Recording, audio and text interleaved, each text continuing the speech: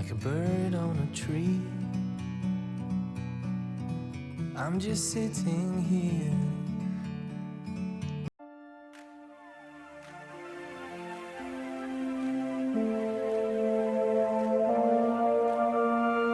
Assalamualaikum warahmatullahi taala wabarakatuh.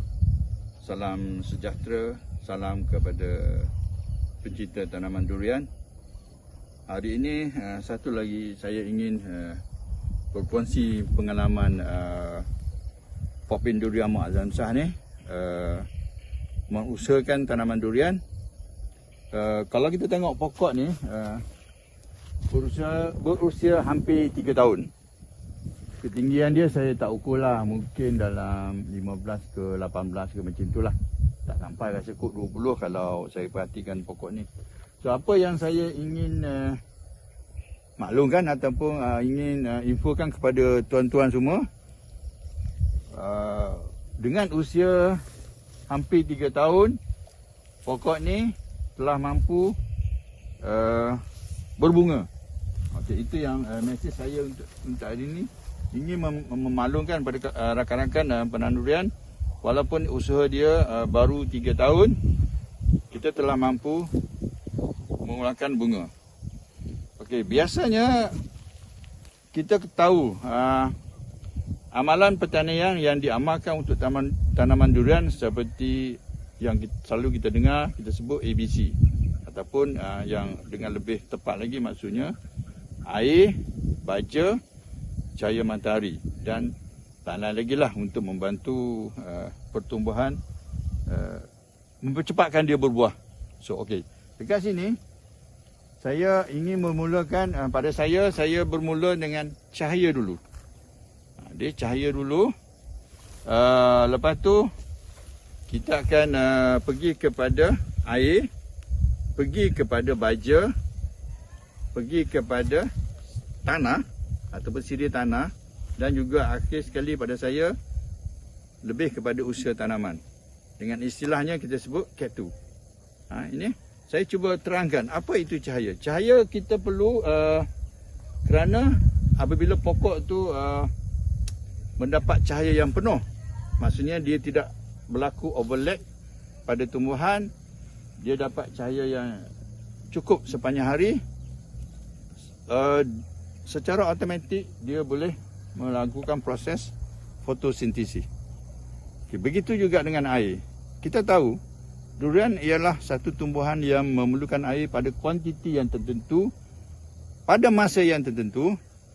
Jadi sekiranya kadar air itu tidak mencukupi, sudah pastilah pokok kita tu tidak boleh hidup dengan subur, dengan cepatlah. So, begitu juga dengan kalau kita ambil kira kepada apa lagi satu kita panggil baja. Baja pun sangat penting. Sebab baja ni dia akan mempengaruhi sekiranya unsur pembajaan tu tidak betul dan tidak cukup, elemen yang diperlukan, dia juga akan melambatkan pertumbuhan. So, begitu juga dengan sirih tanah. Sirih tanah juga mempengaruhi pertumbuhan pokok disebabkan oleh kita memerlukan bahan mineral semula jadi yang dalam tanah untuk dia boleh aktif dengan persekitaran yang sesuai. Sebab tu sekiranya kalau kita kandungan unsur hara semula jadi kurang, kita perlu top up dengan baja-baja yang tertentu. Dan akhir sekali yang saya sebut Cat2 sistem ni ialah umur tanaman itu sendiri, umur dan klon ataupun baka tanaman. Sekiranya baka tu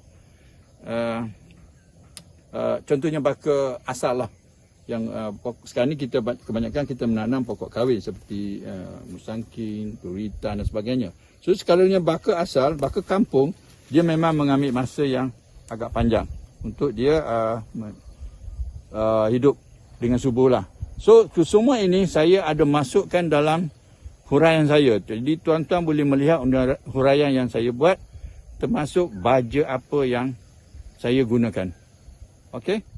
Okey, sekarang saya ingin tunjuk pada usia pokok ni di bawah 3 tahun telah mengeluarkan bunga. Jom, mari kita tengok. Okey. Okey, ni dia. Kita lihat dekat sini dia mulai mengeluarkan kita panggil peringkat, saya panggil ini kaki cicak lah, belum lagi mata ketam, sini lagi dia. So ini dia telah semua pada dahan ni dia telah mulai mengeluarkan kuntum bunga. So okey, ini masih lagi di peringkat awal lah. So okey, sekarang ni saya ingin mengukur pembesaran dahan ni berapa inci yang kita lihat ya.